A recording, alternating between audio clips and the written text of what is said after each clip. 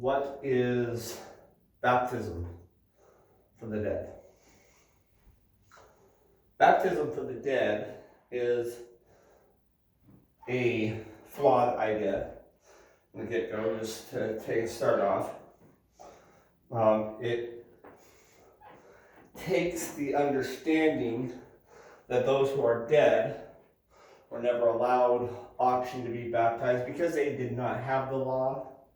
They did not know of the law. They did not conceive of the need of the law because it was never given, displayed, nor shown to them. And another thing, those who had the law when they were alive, they were told that baptism was necessary and they rejected it.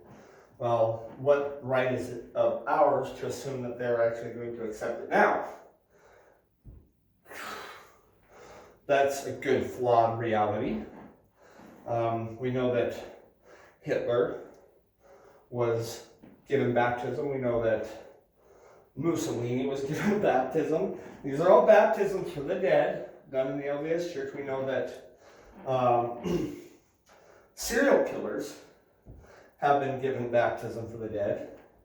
All these people are receiving their covenants. All right, so why did walls full of bones of men? I can't remember where I got that from, but it always reminds me of what a temple is. Because in the LDS faith, this is where the idea of temples comes from. It's from the LDS faith. In my particular situation, I'm not Orthodoxy Jew, I'm not Kabbalic Christian, I'm not a follower of pagan beliefs, and therefore this is where I come from. All right, 30 years of Mormonism has built this into me. So I understand things from both being a Mormon and then saying screw you to the Mormon Church. All right, so what we have when we're dealing with an idea like baptism for the dead. Well, in the church, they proclaim families are forever. Your family, you, your child, your wife, your cousins, aunts, uncles, you're all going to be together forever. We have this special thing in the temple, which we call sealing. You can be sealed to your family forever. Problem. Two big problems with this entire situation. You can't. Big problem number one. Say Uncle Bill just happened to be a kitty diddler. You know, the type that are just about everywhere in the church. And your Uncle Bill, he's also a stake president, but he's a kitty diddler. And he's diddled probably 60 kids in his life. Screwed over those kids' lives completely. They were unable to tell of this circumstance because victim mentality at that point actually put you into a position of Stockholm Syndrome, where you actually start to adore your abuser. And they know this. The kitty diddlers know this. They absolutely know this. They know that by the time the crime actually shows up, they'll be well off into their grave, probably. Some of them, yeah. So, kitty diddlers, like your uncle, being sealed to you, where is he sealed to you on the other side? Because the sealing is apparently transcendent. He's going to be in hell. Are you going to be in hell? Are you going to be stuck to that son of a bitch while he's in hell? Is his wife going to be stuck to that son of a bitch when he's in hell? It's not even probable, okay? So what Christ does, and he says it in the Bible, and he says, I will seal you mine. You will take upon yourself my name. Now, in the temple, you are given a name, a second name. The name is supposed to be yours to be used to call forth the people in resurrection out of the graves as a priesthood holder, which is a whole nother ball of wax, which I won't get into today. But this name is given to you. Mine was Benjamin, just so you know. Benjamin. I'm not Benjamin. I'd like to have the name Benjamin. And just as a basic reality, because it's actually a more common name than the name Ammon, and people don't screw it up all the time. And you're not told by some guy in Iraq that it is a common spelling of the name Amun-Ra, a god of Egyptian origin. Okay? The reality is that it's all crap, every ounce of it.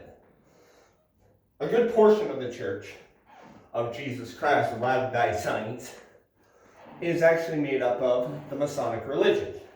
A good portion of it. And at stake president level or better, you actually learn that what you are actually attributing your life, liberty, and pursuit of happiness to is not Jesus Christ. It's actually to Lucifer. Most people don't know this, and a lot of stake presidents don't know this yet. But if you are in the Masonic Lodge, if you are of the Masonic Order, and you become stake president or higher in the church, you actually learn these things as a dichotomy of your existence. You learn that you both worship Lucifer and attribute all blessings in this earth to him. In which case, it's not a really hard idea. And it's not a hard idea to think that Lucifer would give you the world and all wealth if you but bow before him. That's what would happen to Jesus when he was on his fast. Alright? So, the Luciferian promise. The idea of selling your soul, which you don't actually own, you don't have any ownership of it, but you do have ownership of your agency. You can give your agency to Luciferian practices, in which case you gain from that what Lucifer will give you in this life. Unfortunately, this life is all there is to it. And once you're dead, well, it's hellfire and brimstone.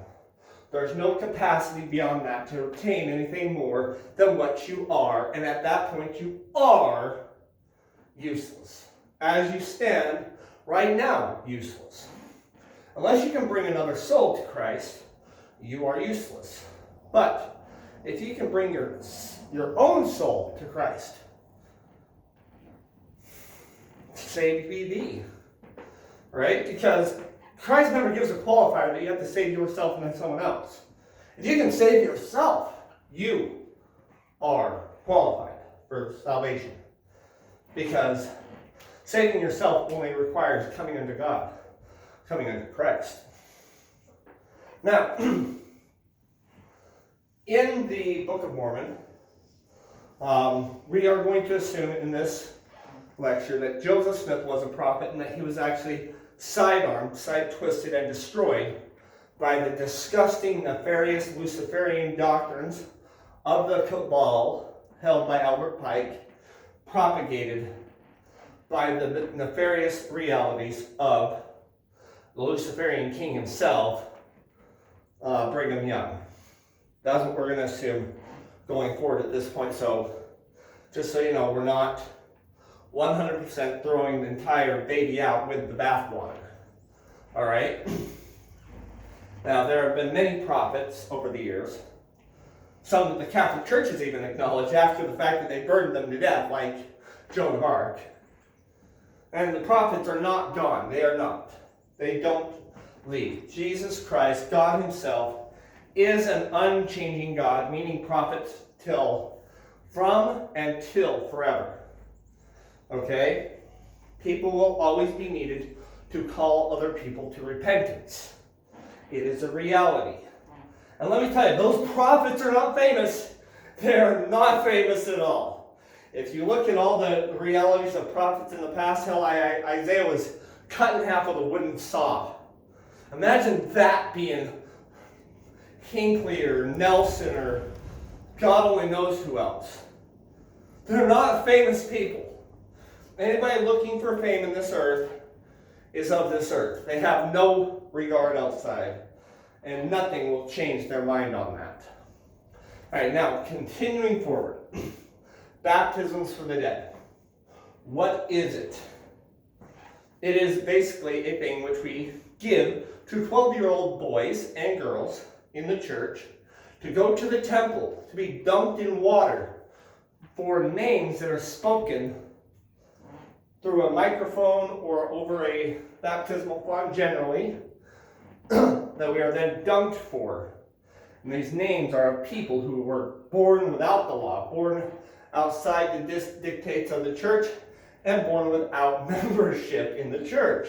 Okay, it's really a high level of looking for numbers out of places where numbers don't exist. And very much so what the church is about. Did you know, as of now, the current count of membership in the church, to what they claim, this is what they claim, 14 to 16 million members. Let's take that number, take it with a huge dose of salt, because I know that there's a lot of people who have left, all right? And they've left because of these circumstances of reality and truth. You know, evidence proving otherwise.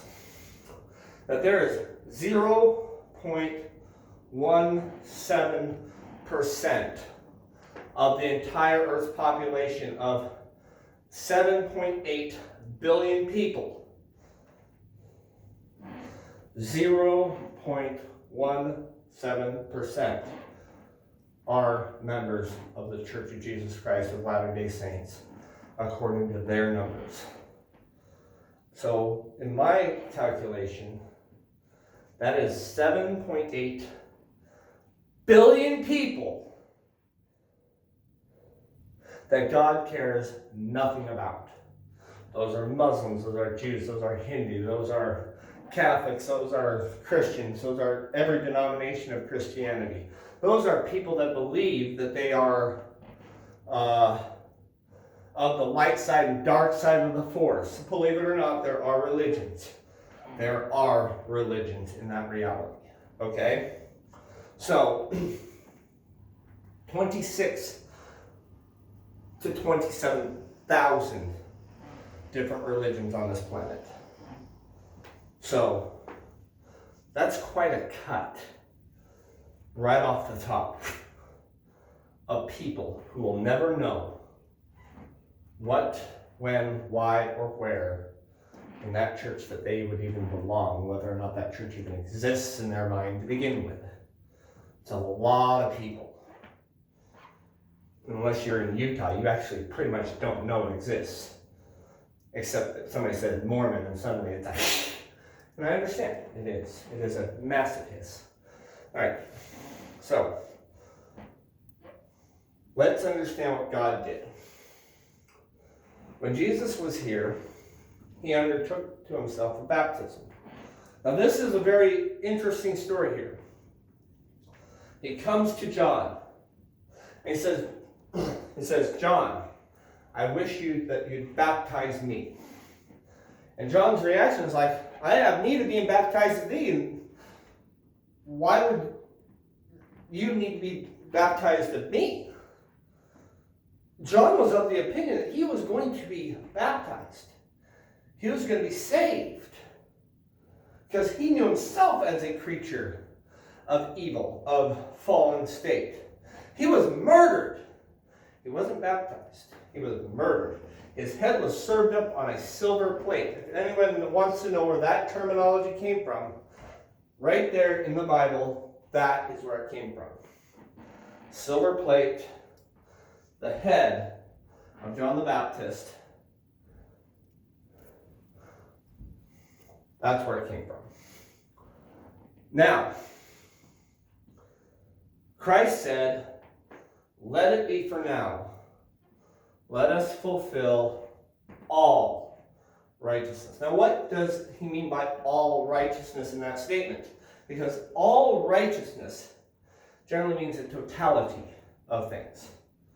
A totality. Everybody, everywhere, being represented by the one baptism. Now, let me explain. People will be like, wait. Christ gets baptized and suddenly everybody's saved? Yes. How is that possible? It's simple. Because Christ taught on the Sermon on the Mount, love one another, do no harm, basically. The idea of the non-aggression principle. To only aggress against those who would aggress against you, and only aggress to the position where you would find yourself back into a position of non-aggression. Whatever that be. Okay? Turn the other cheek type situation. Alright? And I think the turn the other cheek only applies to somebody, say if someone in power to slap you, have to turn the other cheek, because if you aggress against them for response, you're going to end up being killed. Because people in power are psychotic. That's what my mom actually told me this when I was, my mom told me of a situation where she told my younger brother this. My younger brother was put into handcuffs for speaking against a principal in a school in the Alpine School District of Utah. She said, look at these men. She pointed to the officers. She pointed at the principal.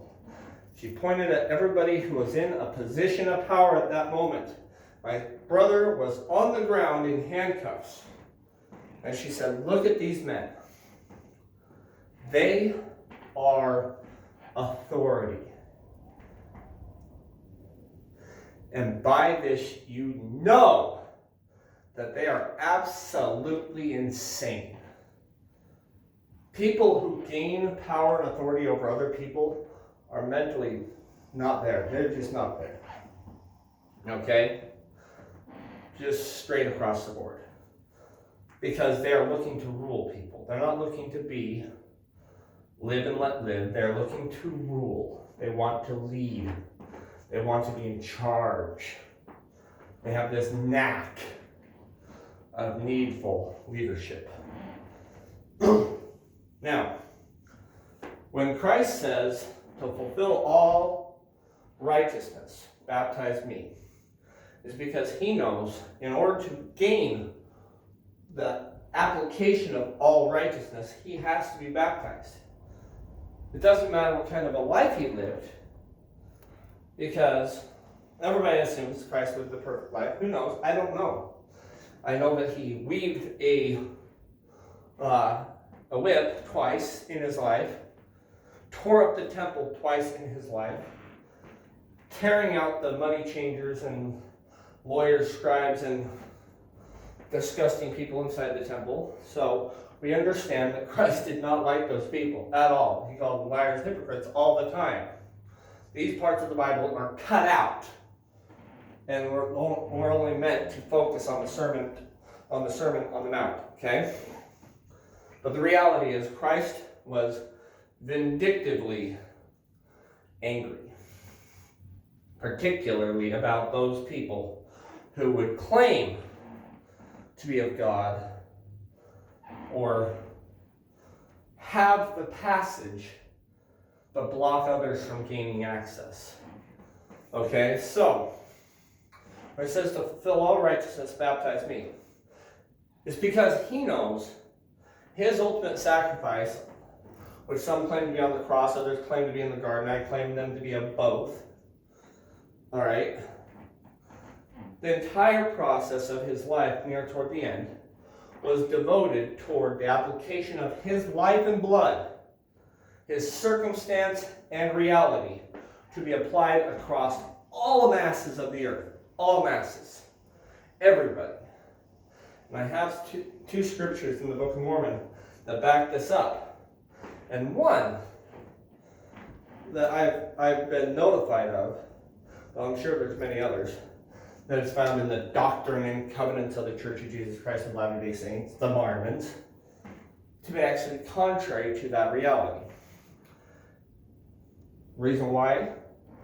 Christ is about everybody's choice. The devil is about taking away those choices.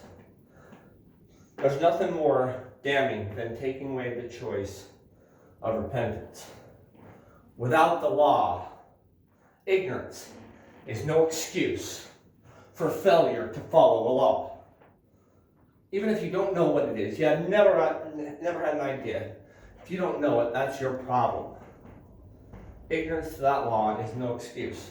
That's found 121:6, I think. But to counteract that, we have 2 Nephi, I believe, 2 Nephi 6. And we also have Moroni 8, 22 through 23.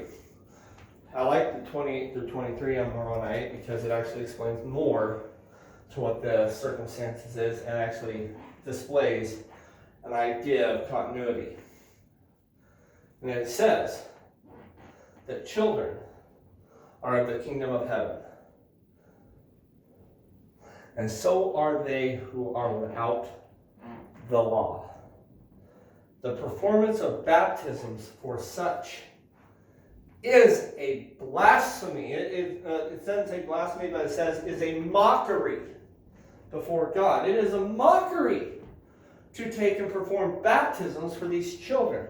Just like it is a mockery to perform baptisms for the people without the law. And then it says, and it makes mention of dead works, that they are dead works. Works for the dead. You cannot do work for the dead. They have passed on. They have received whatever God would have for them if they were without the law, and they found themselves without the law. They are damned and condemned for their knowledge or lack thereof. And that they lacked it. God's baptism, the baptism of Jesus Christ, God's atonement in the garden and on the cross, and God's fulfillment of those is their completion. They have no need of any further law. When Christ said, anything more or less than this cometh of evil, it's because anything more or less than the simplicity of what God's doctrine is, which is basically,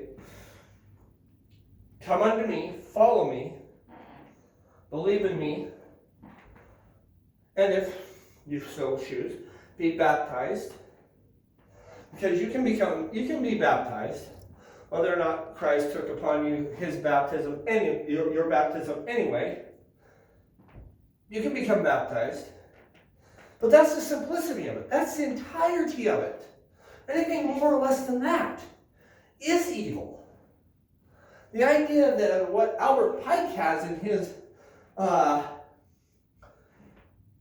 book that mirrors everything of what Brigham Young did in his church is evil. Completely, unbearingly, god-awful evil. Because it holds people to a standard. Now, let me explain something. Water is a living force. That's what we're told in the Scripture, everywhere. Blood, however, is different. Blood is a sacrament. We understand this in one way.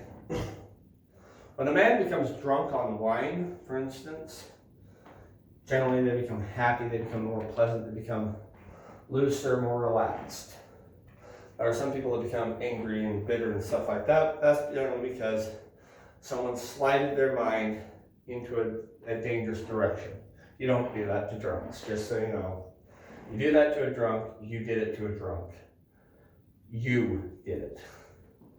All right, you have a higher capacity when talking with a drunk person than the drunk person has when talking with you. You should understand where your limits are. All right? Okay, but drunk with wine.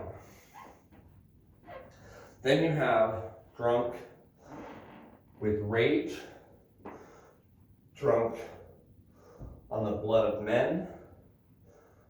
And these are absolute encapsulations of reality. We understand these as reality because they are. Okay? This is the entire portion of the atonement that we take upon ourselves when we take upon ourselves the symbols of Christ. The symbols of Christ are wine. It doesn't matter the alcohol content. It really doesn't. But because wine is an inhibitor of our senses, and bread generally should be unleavened bread because it was an unleavened bread that which Christ took and ripped. to give upon to his disciples. The reality is very, very condensed. Wine can get you drunk, just like you can get drunk on the blood of man. Christ pours the wine and says, "This is my blood, which is spilled for you in the salvation of all men." That is the token of sacrament. You can't just replace it with water. Water is a living force.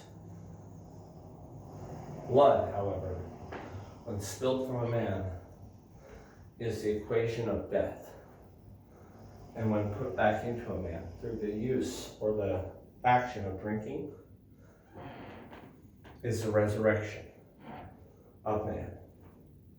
You cannot get any more of a symbolic representation of what it is to know God, to know Christ, except by that means of reality. The bread is his body, the wine is his blood. In war, men become drunk on the blood of men. They become enraged, they become instinctively vile. They have no other conscious concept of reality because it was drowned out of them by the blood of the men that they killed.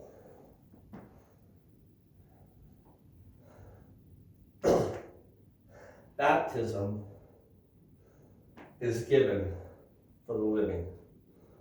It cannot be done for the dead. Or as is said in Mormon, it is a damnation. It's absolute mockery before God to actually perform it. We get the 12-year-old boys to go off to the temple to perform it until they drop dead later in life. That's a sick reality. That is a very sick reality. I would not curse my most hated enemy with that type of a reality, because that is mockery of the sacrifice of Christ. Now, like I was saying, in the temple, there's a lot of things which are practiced and condensed and brought to you, and they've gone from an entire day now down to a 2-hour block of time that you're in the temple, so there's a lot of stuff that's missing from the original practice of the Kabbalic order built into the temple when it was first put up by Brigham Young. And so, right now, we're not even getting the fullness when we're claiming to have the fullness. If that is what they claim to be, is the fullness. The fullness cannot be obtained by a person after you cut out 95% of the ceremonies, 95% of the realities. But they claim it. They do it auspiciously. They don't care. They have no cause to care. Anyway, I'm going to close this video off with this. I wish you the best in everything. I'm going to pray, and let this prayer be to you as a blessing of awakening and of strengthening your minds. Because only Jesus can do this. He is the God of this earth. He is a jealous God. There is no other God before him. So, let's close it off.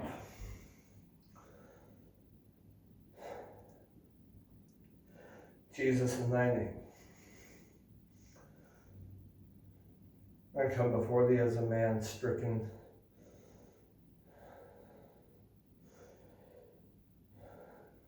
but Father, I come before thee as a disciple to build thy church, of thy true church, to speak of thy words, of thy true words, to let people know the simplicity of thy works in this life, and of the works that thou did when thou died, and of the works that thou wilt do when thou resurrected. Jesus, I give you my life and my service, and I ask you that I be blessed, that the infirmities upon my body which ail me, that they will be made lighter or be lifted away, that I be able to perform the work that thou hast for me.